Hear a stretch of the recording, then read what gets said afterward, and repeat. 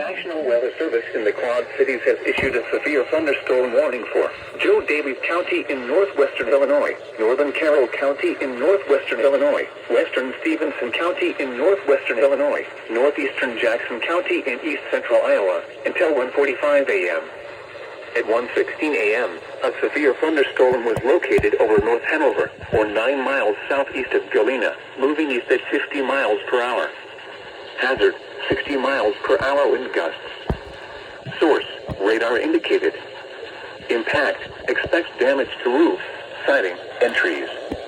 Locations impacted include Galena, Lena, Bellevue, Stockton, Warren, Hanover, Pearl City, Elizabeth, Cheyenne, Woodbine, Scales Mound, Apple River, Winslow, Council Hill, Nora, Shyville, Mascot, Green Island, Lorne, and Guilford.